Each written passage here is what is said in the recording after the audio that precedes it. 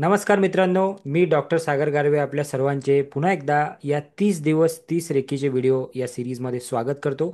आजचा आहे आपला दिवस तिसरा आणि आज आपण समजणार आहोत रेकीच्या 5 नियमांबद्दल. असे कुठले 5 नियम आहेत जे रेकीमध्ये सांगितले जातात, जे रेकीच्या तत्वामध्ये सांगितले जातात, त्यावर आपण आज चर्चा करणार आहोत. मित्रांनो, रेकीचे जे फादर आहेत, ज्यांनी रेकीची सुरुवात केली, माझ्या मागे त्यांचा फोटो तुम्हाला दिसतोय, त्यांचं नाव आहे डॉक्टर मिकाऊ उसुई. हे जापनीज एक व्यक्ती आहेत ज्यांनी रेकीचं रिइन्व्हेन्शन केलं, आपण असं म्हणू शकतो.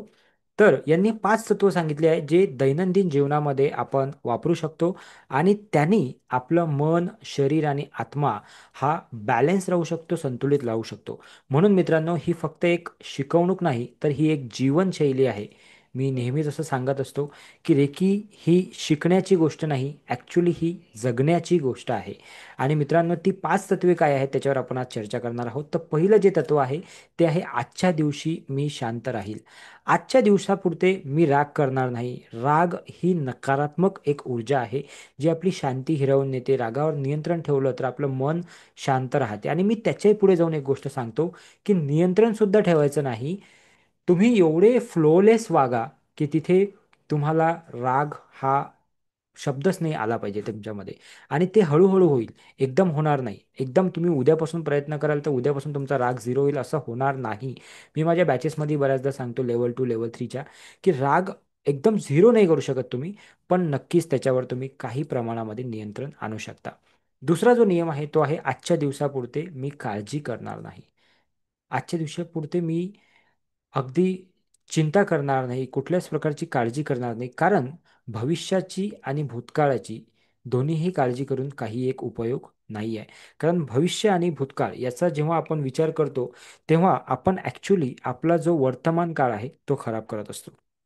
रेकी आपल्याला शिकवते की आत्ताचा जो क्षण आहे त्या क्षणाला जगा, प्रेझेंटमध्ये जगा, हे आपल्याला रेकी सांगते. तिसरा जो नियम आहे मित्रांनो तो आहे आजच्या दिवसापुरते मी प्रामाणिक आणि सत्यनिष्ठ राहील. माझं जे काम आहे ते मी अगदी इमानदारीने करेल आणि जे काही माझं कर्तव्य आहे ते मी पार पाडेल. स्वतःशी आणि इतरांशी प्रामाणिक राहणं ही खरी आध्यात्मिक प्रगती आहे असं मला वाटते. सत्यनिष्ठ राहणे हे आपल्यामध्ये एक प्युअर ऊर्जा तयार करते आणि ती ऊर्जा जी आहे ती आपल्या जीवनामध्ये चांगले रिझल्ट घेऊन येत असते. आजच्या दिवसापुरतं मी प्रत्येकाविषयी कृतज्ञ राहील. जो चौथा नियम आहे तो आहे की प्रत्येकाविषयी मी ग्रॅटिट्यूड ठेवेल. आपल्याला दिवसभरात जर आपण विचार केला तर बरेच लोक असे असतात की जे आपल्याला मदत करत असतात, कुठल्या ना कुठल्या पद्धतीने, कुठल्या ना कुठल्या पद्धतीने ते आपल्याला हेल्प करत असतात, आपल्याला पुढे जाण्यासाठी मदत करत असतात. त्या प्रत्येकाविषयी आपण कृतज्ञ राहिलं पाहिजे.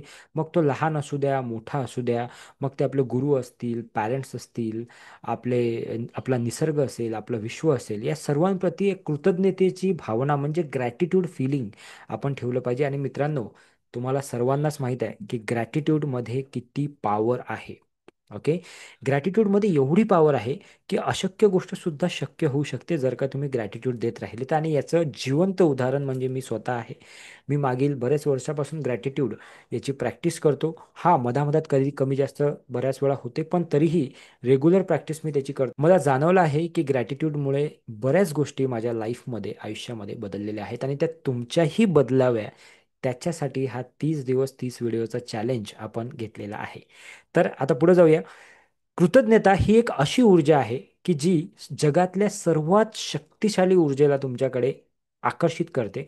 म्हणून रेकीचा चौथा नियम हा सांगतो की तुम्ही कृतज्ञ राहिलं पाहिजे. आणि रेकीचा शेवटचा आणि 5वा नियम आहे आजच्या दिवसापुरते मी इतरांवर दया करेल, करुणा करेल, प्रेम करेल. प्रेम आणि सहानुभूतीची भावना जेव्हा आपण आपल्यामध्ये पाळतो किंवा जेव्हा आपल्यामध्ये आपण ती भावना तयार करतो किंवा त्याला जोपासतो, तेव्हा ऑटोमॅटिकली आपल्या शरीराची ऊर्जा ही बदलत असते. बरेच असे माझे पार्टिसिपंट आहेत की ज्यांनी मला सांगितलेलं आहे की सर, 20 दिवसाच्या क्लासनंतर चेहऱ्यावर तेज आलं, चेहऱ्यावर ग्लो आला, लोकांनी कमेंट्स करायला सुरुवात केली, लोकांनी मला कॉम्प्लिमेंट द्यायला सुरुवात केली की चेहऱ्यावर ग्लो आलेला. त्याचं कारण हे आहे की जेव्हा तुम्ही इतरांवर दया, करुणा, प्रेम ही भावना तुमच्या मनामध्ये असते, आपोआप तुमच्या चेहऱ्यावर ग्लो येतो. आणि गमतीचा भाग म्हणजे मित्रांनो, तेव्हा तुम्हाला फेअर अँड लवली लावायचं काम पडत नाही. सो इतरांना मदत करून आपण स्वतःलाही कसं उन्नत करू शकतो, स्वतःलाही कसं पुढे घेऊन जाऊ शकतो, ही भावना जेव्हा तुमच्यामध्ये येते तेव्हा आयुष्य बदलायला खरी सुरुवात होते. तर आजच्या या तिसऱ्या दिवसामध्ये हे 5 नियम आपण बघितलेले आहे. ह्या नियमांना फॉलो करा आणि अधिकाधिक रेकीच्या विषयी जाणून घेण्यासाठी आमच्या चॅनलला सबस्क्राईब करा. व्हिडिओ आवडत असतील तर तुमच्या मित्रांसोबत, मैत्रिणींसोबत, नातेवाईकांसोबत शेअर करा. अधिकाधिक संख्येने तुम्ही आमच्या लेव्हल 1 कोर्सला प्रवेश घेऊ शकता, ॲडमिशन घेऊ शकता. त्यासाठी एक स्क्रीनवर नंबर चालू आहे, त्यावर तुम्ही संपर्क करा.